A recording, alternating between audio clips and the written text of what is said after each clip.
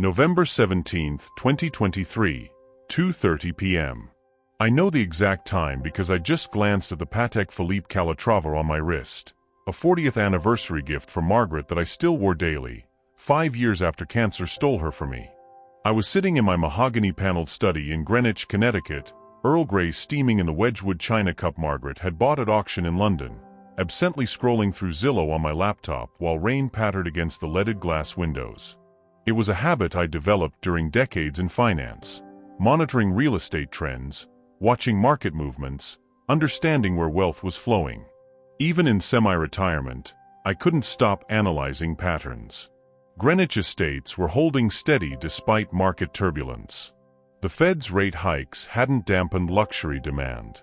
Chinese buyers were still active despite capital controls. All useful data points for Chambers Capital Management, the firm I'd built from nothing into a $10 billion fund. Then I saw it. Featured prominently as today's premier listing was a drone photograph I recognized with the intimacy of 32 years of ownership. My circular Belgian block driveway, imported stone by stone. The copper gutters I'd had handcrafted by a third-generation metalworker from Newport. The heritage oaks Margaret had refused to let me cut down, even though they blocked the view of Long Island Sound. The listing headline hit me like a physical blow: stunning Georgian colonial, motivated seller, vacant possession guaranteed. My hand trembled slightly, age, not fear, I told myself, as I clicked on the listing. $4.2 million, priced $800,000 below market value for a quick sale. The description was a masterwork of real estate fiction. Exceptional opportunity to acquire one of Greenwich's premier estates. Seller relocating to assisted living facility due to health concerns. Estate sale conditions. All contents negotiable separately. Home sold as is with potential for immediate possession. Quick closing preferred. Cash offers prioritized. This won't last. Contact listing agent Bradley Morrison of Morrison Prestige Properties for private showings. Proof of funds required. Assisted living facility. Health concerns. Estate sale. I was sitting in my allegedly vacant house, in perfect health for a 68-year-old man, very much in possession of all my faculties and my property. Yet according to Zillow, I was already gone, warehoused in some nursing home while strangers toured my life sanctuary. The listing agent was Bradley Morrison, Brad, as he insisted everyone call him, the kind of real estate shark who wore Hermes ties and drove a Bentley but would sell his grandmother's coffin if the commission was right. I knew him professionally. He'd handled transactions for 3 of my fund's partners. Discreet, efficient, and completely amoral when properly motivated. But it was the seller's name that made my blood run cold: Robert Chambers, Jr. My son. I enlarged the document section with fingers that had signed billion-dollar deals without trembling but now shook as I recognized my own signature on papers I'd never seen. Listing agreement dated November 14th, 3 days ago. Power of attorney documents. Medical directives. Even a letter purportedly from me explaining my difficult decision to enter full-time care. The forgeries were excellent, professional quality. But I knew they were forgeries because of a detail only I would notice. The signature was too perfect. In 1987, I'd broken my right wrist in a skiing accident at Vail. Margaret had warned me I was too old for black diamonds, but pride goeth before a literal fall. Ever since, my signature had tilted slightly left, a subtle tell that had actually helped me identify forged documents in business dealings. These signatures were straight, practiced from examples before my injury. Someone had done their homework, but not quite enough. My phone rang, jarring me from my shocked analysis. The caller ID showed Nancy Chun, my neighbor of 20 years, a retired federal judge who'd presided over some of the biggest financial fraud cases of the early 2000s. "Robert dear," she began, her voice carefully modulated in that way judges perfect over decades of delivering bad news. "I just saw the strangest thing on Zillow. Henry was looking at comparables for insurance purposes, and dash. I'm looking at it right now, Nancy. Oh, thank God. I told Henry there must be some mistake. You're certainly not moving to Well, the listing mentioned assisted living. There's no mistake about the listing existing, I said, my voice steady despite the volcanic rage building in my chest. But there's definitely a mistake about who authorized it. Nancy, did you happen to screenshot it? Of course. 20 years on the federal bench teaches you to document everything. I've already sent it to my personal email and backed it up to the cloud. Legal habits die hard. Good. I may need that. Tell me, has anyone been by the house recently? Any unusual activity? Now that you mention it, there was a surveyor here last Tuesday. And Wednesday, someone who looked like an appraiser. Henry commented on it. We assumed you were refinancing. Tuesday and Wednesday. While I'd been in Manhattan for quarterly board meetings, staying overnight at the Yale Club as I always did. Robert knew my schedule. He'd timed this perfectly. Nancy, I need to go. But thank you. And if anyone comes by asking about me or the house dash, I'll tell them to speak to your attorney, she finished. Robert, I've seen a lot of family financial crimes from the bench. Whatever's happening, protect yourself first, feel guilty later. I hung up and immediately made 3 calls that would begin the demolition of my son's conspiracy. First, Thomas Brennan, my attorney for 25 years, a former prosecutor who joined private practice but never lost his taste for blood when pursuing justice. Tom, I need you at my house within the hour. Bring your A-team. We're going to war. What's happened? My son is trying to sell my house while I'm still living in it. Jesus Christ. I'll be there in 40 minutes. Second, Jonathan Chun, my private banker in the Cayman Islands, a soft-spoken man who managed 9 figures with the same calm precision most people used for balancing checkbooks. Jonathan, I need to execute the Typhoon Protocol. Silence for 3 seconds. Sir, that's the complete extraction scenario. Are you certain? My son has forged my signature on real estate documents and is attempting to have me declared incompetent. Certainty doesn't begin to cover it. Understood. To confirm, full liquidation and transfer of all domestic accounts. Everything. Leave exactly $1,000 in each account. I want him to see the transfers but be powerless to stop them. Current liquid assets across all domestic accounts total $127,847,293.42.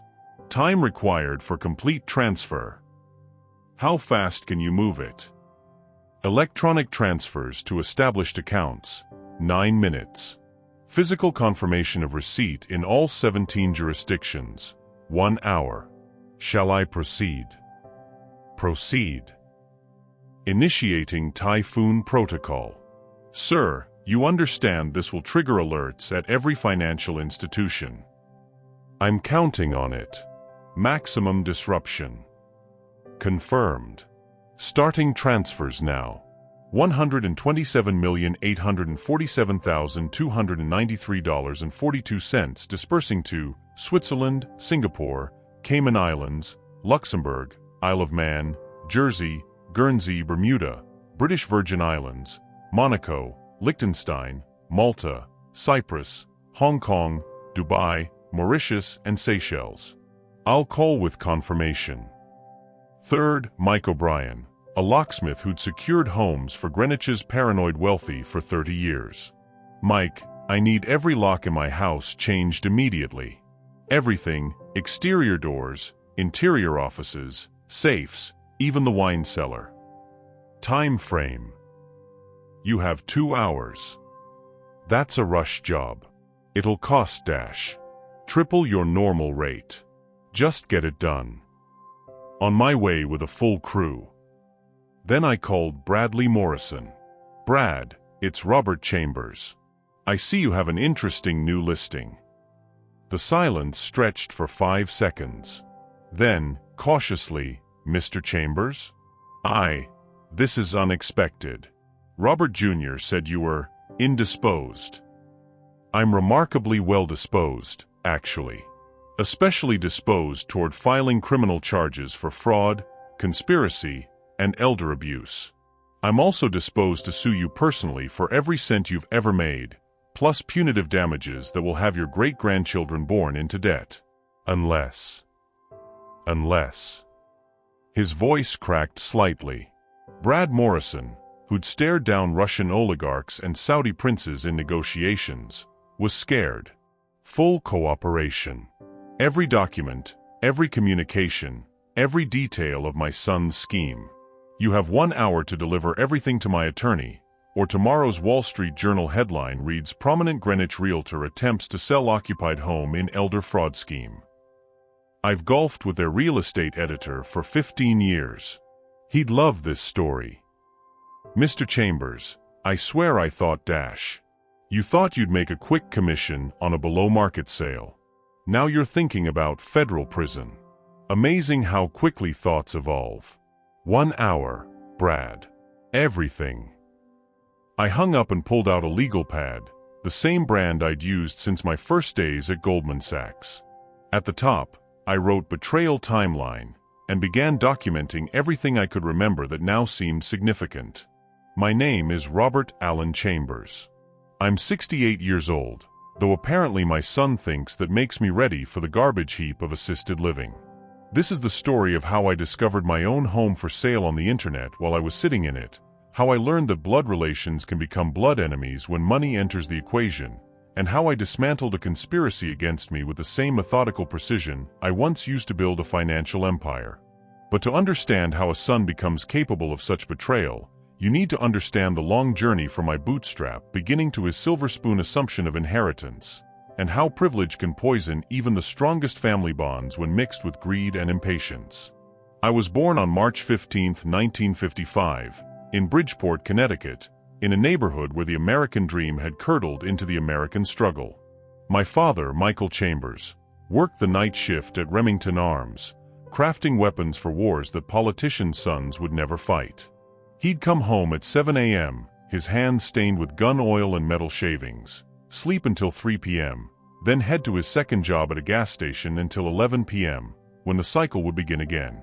My mother, Helen, cleaned offices in downtown Bridgeport, leaving our house at 4 a.m. to catch the first bus, returning at 6 p.m. to make dinner from whatever was on sale at the Stop and Shop. Her hands were perpetually red from industrial cleaners, her back curved from years of bending over other people's messes.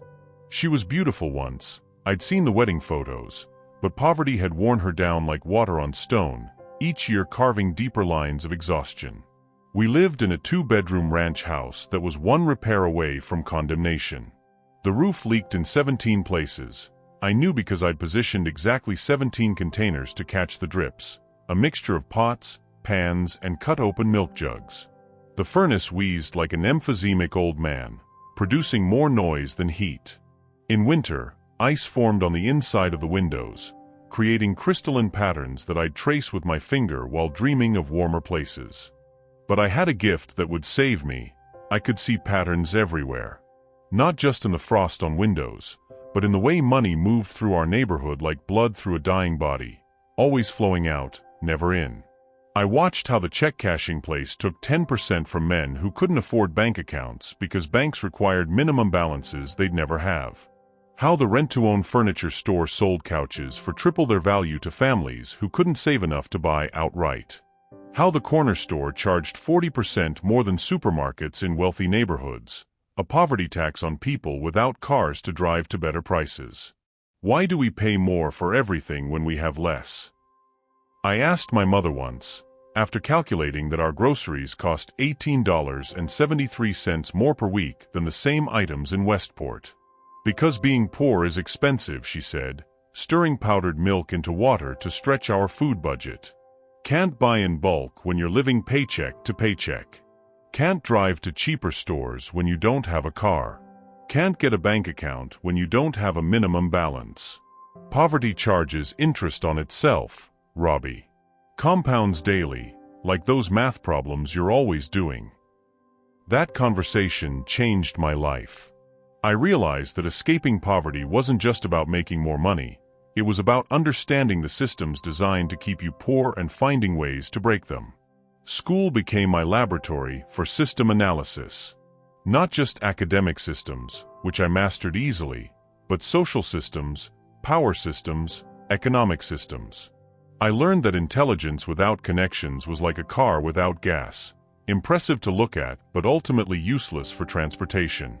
So I studied my wealthier classmates like an anthropologist, learning their language, their assumptions, their casual mentions of summering as a verb and wintering in places I'd only seen in magazines. By high school, I was working 3 jobs while maintaining a 4.0 GPA. Morning paper route from 4:30 to 6:30 a.m., making $25 a week throwing the Bridgeport Post onto doorsteps of houses I dreamed of entering through the front door. After school, bagging groceries at the A&P from 3:30 to 7:30 p.m., making $1.65 an hour plus tips that usually amounted to loose change and expired coupons. Weekends, I mowed lawns in the wealthy neighborhoods of Fairfield and Westport, charging $10 per yard and studying the houses while I worked, memorizing the architecture of success. Every penny that didn't go to helping my parents pay bills went into a coffee can hidden behind a loose brick in our basement. My escape fund. My freedom account. By senior year, I had $1,847.23, a fortune to me, though it wouldn't cover a month's rent in the neighborhoods where I cut grass. The guidance counselor, Mrs. Peterson, changed my trajectory with a single conversation. She was reviewing my transcripts, her face creased with a particular frustration of someone who'd watched too many smart poor kids get ground down by circumstances. You test in the 99th percentile, Robert. Your SATs are perfect. Your grades are flawless. But your zip code. She trailed off. Is wrong, I finished. I know. No, that's not what I meant. Your zip code is a challenge, not a verdict. You think like a financier. I've watched you run probability calculations on lunch trades, for God's sake. Have you considered Yale? I've considered a lot of things I can't afford. What if you could afford it? What if I told you there were scholarships specifically for students like you, brilliant but financially challenged? I'd say there's always a catch. The catch is you have to be exceptional, which you already are. The question is whether you're brave enough to apply. I applied to Yale, Harvard, Princeton, and Penn. Got into all 4 with varying levels of financial aid. Chose Yale because it was closest to home, I could still help my parents if needed, and because their financial aid package covered everything: tuition, room, board, even a stipend for books and personal expenses, which in my case meant sending money home. September 1973. I arrived at Yale with 2 suits from Goodwill, one navy, one charcoal, a determination to never be poor again, and a chip on my shoulder you could see from space. My roommate in Vanderbilt Hall was Harrison Whitfield IV, heir to a shipping fortune that predated the Civil War. He looked at my side of the room, sparse, functional, clearly secondhand, like a sociologist observing a particularly interesting primitive culture. "So Chambers," he said that first night, lounging on his bed that had more thread count than my entire wardrobe, "what does your father do?" "Makes weapons," I said, which was technically true. "Defense contracting? Excellent margins in that sector." Something like that. Harrison would spend the next 4 years inadvertently teaching me more about wealth than any economics class. Not through friendship, we were roommates, not friends, but through observation. I learned how old money moved, thought, and most importantly, protected itself. He'd make casual references to summer houses plural, trust funds that were themselves funded by trust funds, and connections that opened doors before you even knew they existed.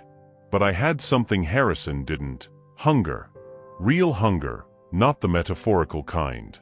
I'd known what it felt like to go to bed with your stomach cramping from emptiness, to calculate whether you could afford both lunch and bus fare.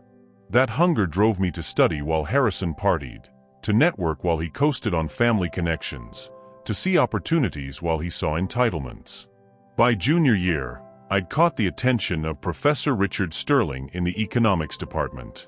He built and sold 2 companies before turning to academia, and he recognized a kindred spirit in the kid who analyzed dining hall food waste for inefficiencies and proposed a system that could save the university $200,000 annually. "You understand value differently," he told me after a seminar on market inefficiencies. "Most of these kids see numbers. You see neighborhoods." "Hard not to when you've lived in one," I replied. "Exactly. That's your edge, Chambers.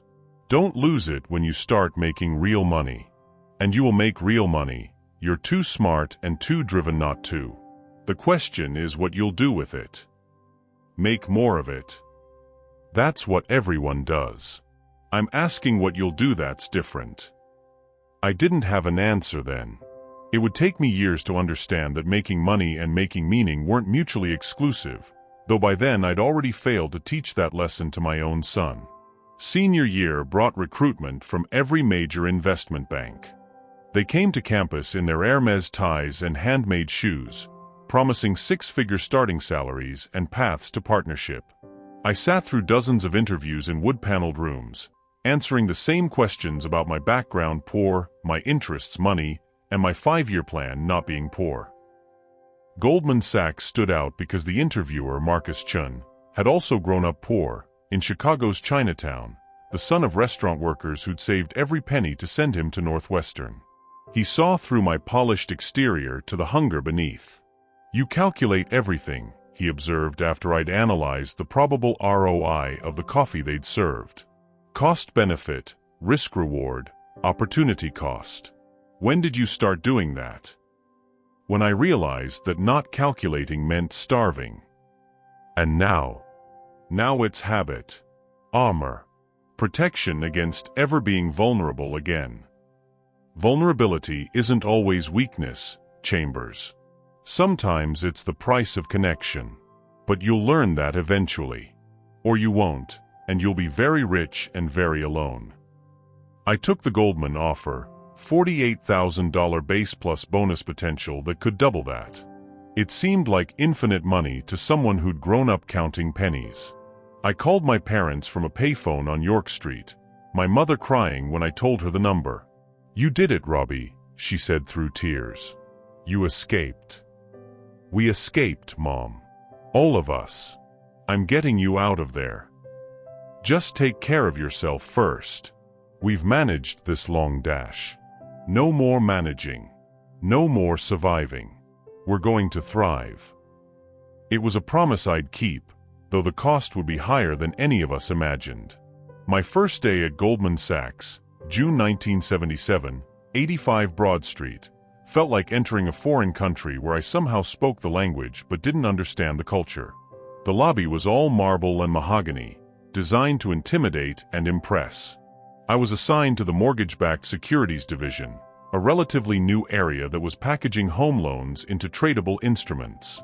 "You understand mortgages," Marcus Chun told me during orientation. "Not just as financial instruments, but as dreams and nightmares. That's rare here. Most of these kids," he gestured to my analyst class, predominantly Ivy League legacies, think mortgages are just numbers on a screen.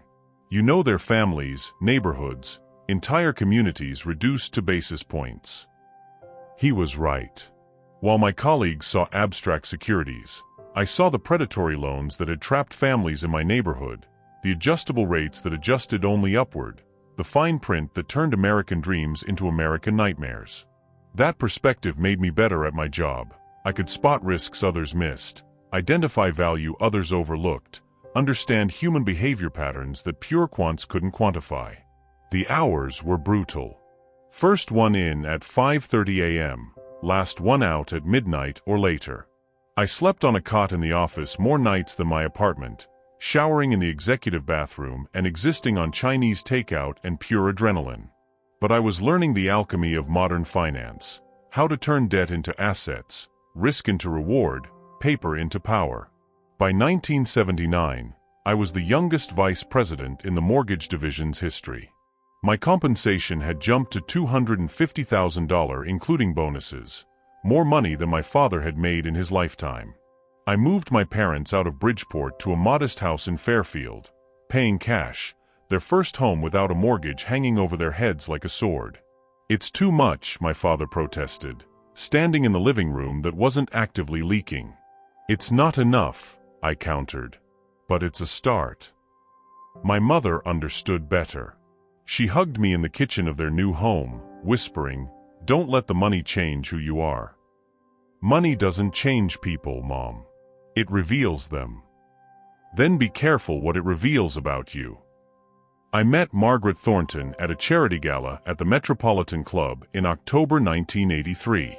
I was there representing Goldman, tasked with networking among potential clients who wrote seven-figure checks to causes they'd forget by morning.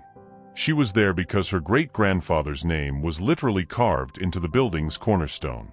I noticed her because she wasn't networking. While everyone else worked the room like salespeople on commission, she stood by the windows overlooking Central Park, seemingly absorbed in a book she'd pulled from her purse, The Intelligent Investor by Benjamin Graham. "Light reading for a charity gala?" I approached with 2 glasses of champagne. She looked up with eyes the color of money, that particular green that old copper turns. Lighter than the conversation. "I've heard 17 variations of tax-advantaged giving strategies in the last hour. You're number 18. Actually, I was going to ask your thoughts on Graham's margin of safety concept." "You've read it." "Memorized it. Graham was my North Star when I was learning markets, though I found his principles apply beyond investing." "How so?" "Margin of safety in everything. Relationships, trust, expectations. Always leave room for error, disappointment, human nature." She closed the book, really looking at me for the first time. Margaret Thornton. Disappointed debutante, reluctant heiress, aspiring something more meaningful. Robert Chambers. Refugee from poverty, current mercenary at Goldman Sachs, also aspiring to something more meaningful. Refugee from poverty? That's refreshingly honest. Most people here pretend they were born in these tuxedos. Rented tuxedo, actually. Purchasing seemed inefficient for something I wear 6 times a year. She laughed, a real laugh, not the practiced titter of someone raised to be ornamental. "A financier who doesn't waste money on status symbols? What's your margin of safety on that position?" We talked for 3 hours, ignoring the gala swirling around us. She was brilliant, Wellesley educated, fluent in 4 languages, with a trust fund she treated like an embarrassment rather than an entitlement. Her family's money came from railroads and real estate, accumulated over generations by men who were now portraits in museums. "I'm the first Thornton woman expected to do more than marry well and host charity galas," she explained. "The pressure to do something meaningful with unearned privilege is paralyzing. How do you justify inherited wealth?" "You don't," I said. "You either waste it on justification or use it for transformation. Guilt is just another form of self-indulgence." Spoken like someone who earned their seat at the table. Every seat at every table is earned. The question is whether you earned it or your ancestors did. But once you're sitting there, what matters is what you order. She smiled. "Was that a dinner invitation?" "More like a lifetime reservation. But we can start with dinner." We were married 18 months later, June 15, 1985, at her family's estate in Beacon Hill. My parents sat in the front row, my father stiff in his rented tuxedo, my mother clutching her beaded purse like armor against the old money surrounding us. The Thornton family was gracious but distant, treating me like an interesting experiment in social mobility. "You know they're betting on how long this lasts," Margaret told me during our first dance. "What's the over-under?" 5 years. My Aunt Millicent has 10,000 on 3. Then we'll have to last forever just to spite them. "Forever's a long time," Robert Chambers. "I'm a long-term investor," Margaret Thornton Chambers. We lasted 28 years, until cancer took her in 2015. But I'm getting ahead of myself. Robert Jr. was born November 22, 1986, after a difficult pregnancy that included 3 months of bed rest and multiple scares. Margaret hemorrhaged during delivery, and for 17 minutes I thought I'd lost them both. When the doctors finally let me in, she was pale as paper but smiling, holding this tiny, perfect person we'd created. "He's got your eyes," she whispered. That calculating look, like he's already analyzing ROI on this whole birth thing. "And your stubbornness. Listen to those lungs. We're going to give him everything," she said, and I heard the promise and the threat in those words. "Everything except hunger," I replied. "How do we give him that?" Maybe we don't. Maybe each generation is supposed to achieve something different. We escaped poverty. Maybe he escapes something else. Like what? I don't know. But I hope we live long enough to find out. We didn't. Or rather, Margaret didn't, and I was too blinded by grief to see what Robert Jr. was escaping from was us. From meaning, from purpose, from understanding that wealth was a tool, not an identity. By 1990, I'd left Goldman to start Chambers Capital Management with $50 million under management, mostly from Margaret's family connections who were curious to see what their experimental son-in-law could do. My edge was seeing value where others saw wreckage. The savings and loan crisis had created a wasteland of distressed assets, failed banks, foreclosed properties, mortgage portfolios selling for pennies on the dollar. "You're a vulture," one competitor sneered at an industry conference. "Vultures serve an ecological function," I replied.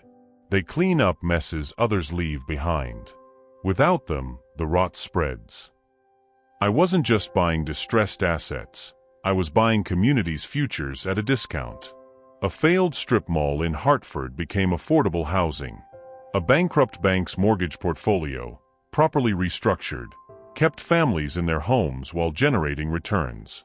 I made money, enormous amounts of it, but I also made sense of chaos, created order from disorder, built value from wreckage. We moved to Greenwich in 1992, buying the Georgian colonial that would one day appear on Zillow without my knowledge. 4 acres, 6 bedrooms, a pool Margaret designed to look like a natural pond, tennis courts I never used.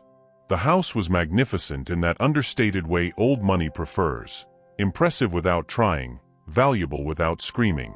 "It's too big," I said, standing in the 2-story foyer. "It's an investment," Margaret countered. "In the life we're building, the children we'll have, the statement we need to make." "What statement is that?" "That we belong. That you've earned your place. That Robert Jr. and any siblings start from here, not from Bridgeport." She was right, of course. The house was armor against my past, proof of my present, foundation for our future. What I didn't understand was that armor can become a prison if you're not careful, and foundations can crack if you build on them without understanding the soil beneath. Robert Jr. grew up in that house like it was his birthright rather than my achievement. By the time he could walk, he had a nanny, a tutor, and expectations that the world would rearrange itself for his convenience. We tried to instill values, chores for allowance, charity work, summer jobs, but it was like trying to teach swimming in a puddle. How do you explain drowning to someone who's never been out of shallow water? "He needs to struggle," I told Margaret when he was 8 and throwing a tantrum because his friend's yacht was bigger than ours. "He is struggling," she replied. "Just not in ways you recognize. The burden of inherited privilege is still a burden. It's a burden I would have killed for at his age. Which is why you can't see its weight. You're trying to give him your hunger, but he needs to find his own." The private schools didn't help. Exeter, where tuition cost more than median American income, surrounded him with children who thought trust funds were participatory trophies and work was something other people did. He came home for holidays speaking a language I recognized but didn't respect, the casual entitlement of people who'd never had to earn anything. "Dad, you don't understand," he said during one Christmas break argument about his grades. "Nobody cares about GPA when you have the right connections. Connections without competence are just expensive friendships," I shot back. You sound like someone who had to work for them, he sneered, 16 years old and already poisoned by privilege. I did have to work for them. Everything you have exists because I worked for it. Exactly. You worked for it. Past tense. Now it's just there, like gravity or trust funds. Why should I pretend to struggle when the outcome's already determined? I wanted to shake him, to make him understand that nothing was determined, that wealth could evaporate faster than morning dew, that the only permanent thing was what you could build with your own hands and mind. But he was already gone, lost in a world where consequences were for other people and accountability was something you hired lawyers to avoid. Harvard was a foregone conclusion. My donations to the business school ensured that. He treated it like a 4-year networking event interrupted by classes he attended when convenient. His transcript was mediocre, but his connections were impeccable. He graduated with an MBA he'd earned through proximity rather than effort, a degree that would open doors he didn't deserve to walk through. I want to join the firm, he announced at his graduation dinner in 2008. Start at the bottom, I said. Learn what everyone does. Earn your place. That's ridiculous. I'm your son. I already have a place. You have a name. There's a difference between inheriting a name and earning a position. He joined Goldman Sachs instead, leveraging my connections to get a position he wasn't qualified for. They tolerated him for 3 years before suggesting he might be happier elsewhere. Wall Street speak for your father's name isn't worth your incompetence. Margaret's diagnosis came in January 2013. Pancreatic cancer, stage 3, prognosis measured in months rather than years. She faced it with characteristic grace, making lists, organizing trusts, preparing for a future she wouldn't see. I need you to promise me something, she said one night, after a particularly brutal round of chemo. Don't let Robert become one of those awful trust fund cliches who destroys everything his parents built. He's our son. He'll find his way. Will he? Or will he just wait for you to die so he can find your money? That's harsh, Maggie. Cancer clarifies things. I see him, Robert. Really see him. The way he looks at you isn't love, it's actuarial calculation. He's waiting, not caring. There's a difference.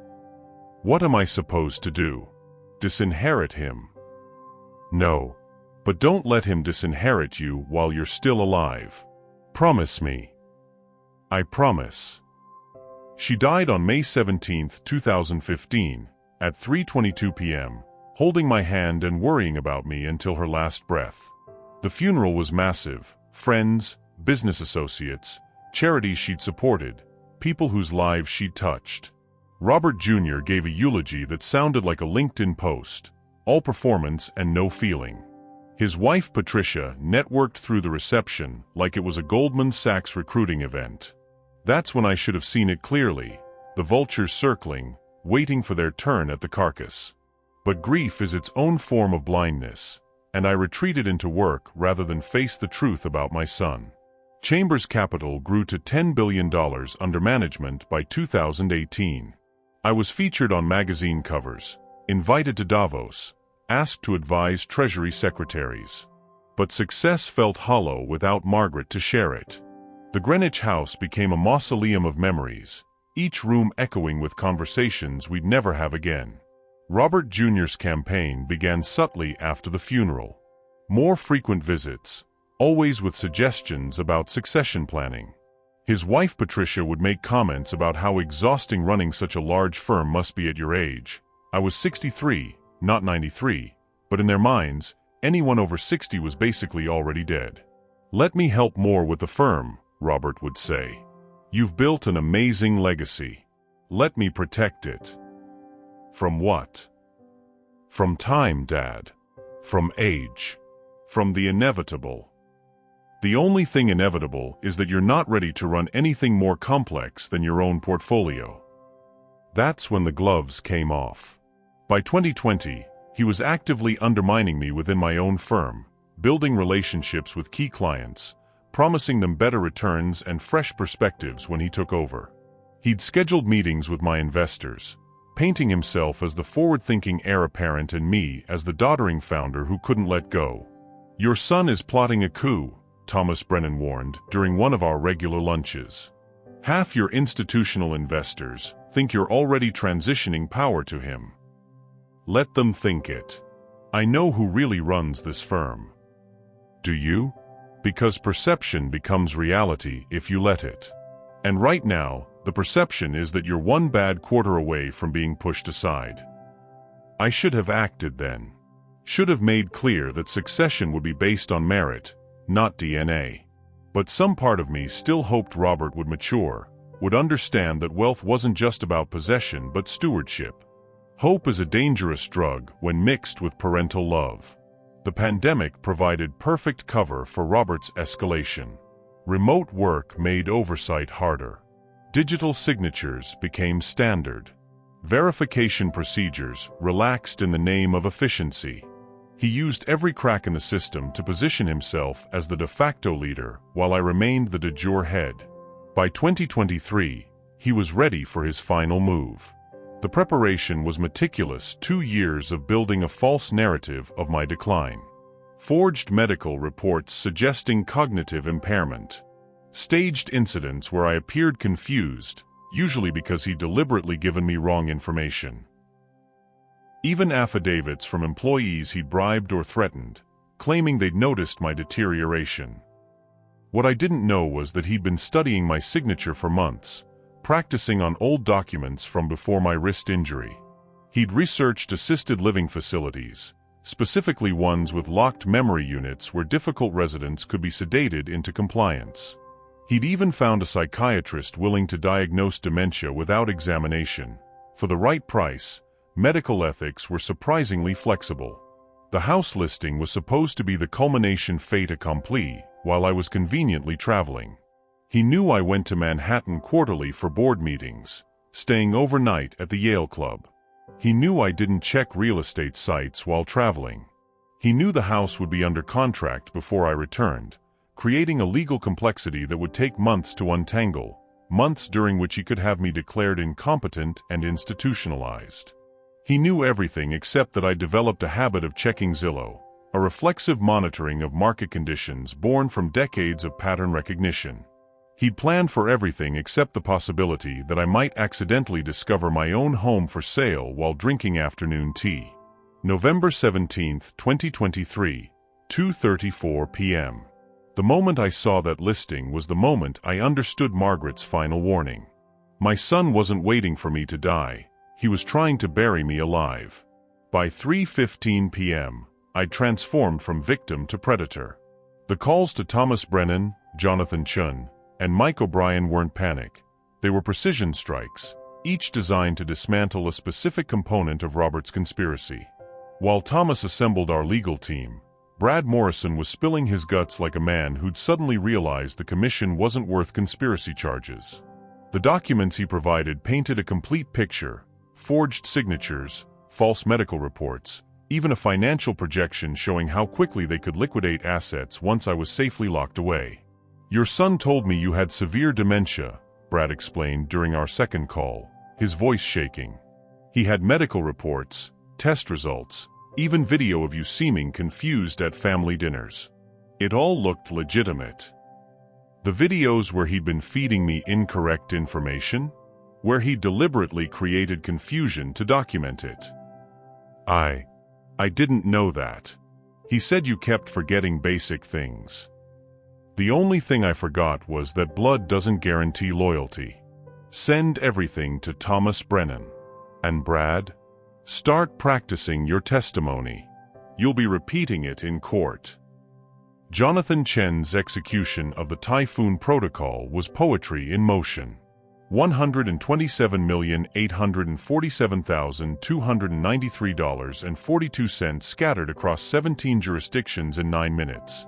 Each transfer triggering alerts that Robert would see but couldn't stop.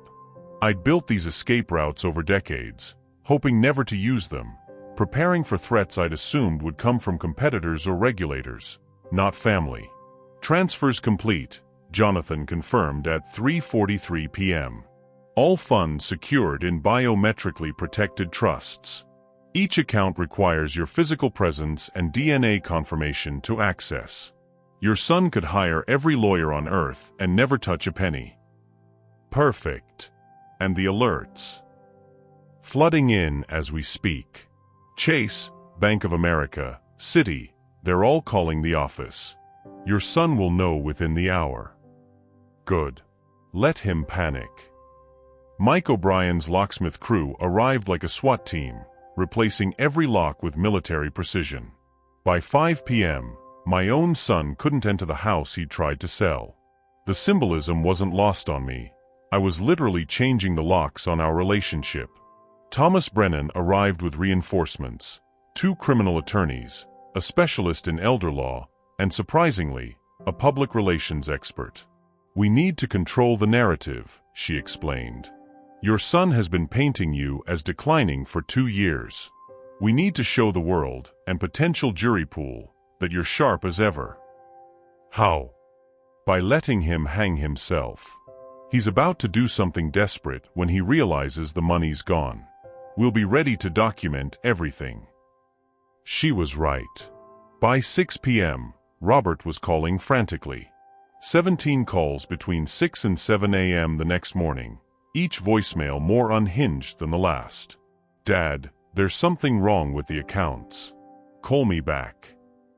This is serious. The bank says you've transferred everything. What have you done? Do you know what this means? You can't do this. I have plans. Commitments. Answer your fucking phone. I know you're there. You're destroying everything. Mom would be ashamed. That last one almost made me laugh. Margaret would have been proud. I was keeping my promise to protect myself from our son's actuarial calculation of my worth. At 8 a.m. on November 18th, Robert arrived at the house with Patricia and a man I didn't recognize, the psychiatrist he'd hired to declare me incompetent, I later learned. They spent 10 minutes trying keys that no longer worked, graduating to pounding on doors, then shouting through windows. Dad, open up. We need to talk. This is insane. I watched from my study window, phone in hand with 911 pre-dialed. Thomas had advised me not to engage, to let them incriminate themselves. It didn't take long. Frustration boiling over, Robert picked up one of Margaret's garden statues, a bronze heron she'd bought at an estate sale in Maine, claiming it reminded her of patience and precision. He hefted it like a weapon, rage-distorting features I'd once kissed goodnight, and hurled it through the living room window. The crash of breaking glass was the sound of our relationship shattering beyond repair. This wasn't a son concerned about his father's welfare. This was a thief angry about a locked safe. The police arrived within minutes, Greenwich's finest responding to a breaking and entering at one of the town's premier addresses. I walked outside as they were handcuffing my son, staying calm despite the volcano of emotions erupting in my chest. He's confused.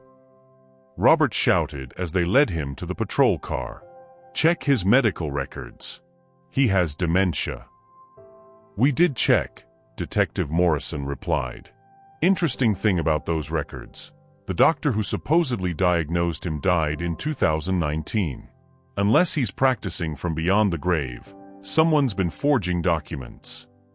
Patricia tried to run but didn't get far in her designer heels. The psychiatrist, realizing the depth of his involvement, immediately began confessing, throwing Robert under every available bus in hopes of leniency. He paid me $50,000 to create false reports. I never even met his father. It was all fabricated. I stood in my driveway, watching my son be arrested for trying to steal my life. He looked at me through the patrol car window with such hatred it took my breath away. This was my child, the baby I'd walked through colic, the boy I'd taught to ride a bike, the man I'd given every advantage except character. Why? He mouthed through the glass. I didn't answer. How could I explain that he'd answered his own question with every forged document, every false report, every step of his conspiracy to erase me? He knew why. He just couldn't believe I'd fought back. The trials were swift and brutal. Robert's defense attorney tried to paint him as a concerned son overwhelmed by his father's declining condition, but the evidence was overwhelming. Forged signatures, falsified medical reports, conspiracy to commit elder abuse, fraud, attempted theft of $127 million plus real estate valued at $4.2 million. My client was acting out of love, the attorney argued. He saw his father making erratic financial decisions and tried to protect the family assets. The prosecutor's response was devastating. Moving $127 million to offshore accounts isn't erratic. It's evidence the victim discovered the conspiracy and protected himself. The defendant wasn't trying to protect assets. He was trying to steal them. The jury deliberated for less than 2 hours. Guilty on all counts. During sentencing, Robert gave a statement that revealed the depth of his entitlement. My father built his fortune on the understanding it would pass to his family. Instead, he chose to destroy his own bloodline out of spite. I was trying to preserve what was rightfully mine. Judge Harrison's response was surgical. Mr. Chambers, nothing was rightfully yours except what you earned. Your father's money belongs to your father until he decides otherwise. Your belief that you were entitled to inheritance while he still breathed is exactly why you're going to federal prison. 12 years. Patricia got 5 years as an accomplice. The psychiatrist got 3 years and lost his license permanently. Brad Morrison avoided jail by cooperating fully, but lost his real estate license and reputation. The Greenwich house is peaceful now. I've installed state-of-the-art security, including cameras that upload to the cloud in real time. The broken window has been repaired, but I kept the bronze heron with its bent neck, displaying it in my study as a reminder that threats can come from anywhere, even family. Especially family. I've restructured everything. Chambers Capital is transitioning to employee ownership, ensuring the people who actually create value will benefit from it. The Greenwich House will become a museum of American finance when I'm gone, each room telling stories of how wealth can be built ethically and destroyed by entitlement. My liquid assets are funding scholarships for first-generation college students who understand that success requires effort, not DNA. The other residents of Greenwich treat me differently now. Some with sympathy, how awful about Robert, others with a mixture of respect and fear. I've become a cautionary tale told at country clubs and charity galas, the man who disinherited his only son for trying to steal his life. But I sleep peacefully. Every morning, I check Zillow out of habit, ensuring my house hasn't mysteriously reappeared. It hasn't, but I've noticed patterns in other listings: elderly owners, motivated sellers, quick cash deals preferred. Each one gets forwarded to Detective Morrison. If Robert's scheme taught me anything, it's that predators hunt in patterns, and patterns can be broken if someone's paying attention. Last month, I received a letter from federal prison. Robert's handwriting, which I'd taught him when he was 5, making loops and lines on kitchen table worksheets. Dad, I know you won't believe me, but I'm sorry. Prison gives you time to think, and I've thought about everything. Mom was right. I was calculating your worth instead of valuing your presence. I became so focused on what I'd inherit that I forgot to honor what you'd built. I don't expect forgiveness. I don't deserve it. But I wanted you to know that I finally understand the difference between earning and taking, between patience and entitlement. Too late, but I understand. Your son, if I can still call myself that, Robert. I read it 3 times, looking for the angle, the manipulation, the setup for appeal or early release. Then I noticed the visitor logs attached, meetings with 3 different attorneys specializing in inheritance law, trust challenges, and elder abuse defense appeals. Even in apology, he was plotting. Even in contrition, he was calculating. The letter went into my files, evidence that leopards don't change their spots, they just learn to counterfeit new patterns. I'm 69 now, still managing what remains of my empire, still checking Zillow every afternoon with my Earl Grey. The tea tastes the same, but everything else has changed. I built a fortune from nothing and discovered it could cost me everything, not through market crashes or bad investments, but through the betrayal of blood. My name is Robert Allen Chambers. I found my house for sale on the internet while sitting in it. My son thought I was too old to notice, too weak to fight, too trusting to protect myself. He learned what every predator eventually discovers. The prey that survives is the one that recognizes the hunter. He listed my house for $4.2 million. It cost him 12 years.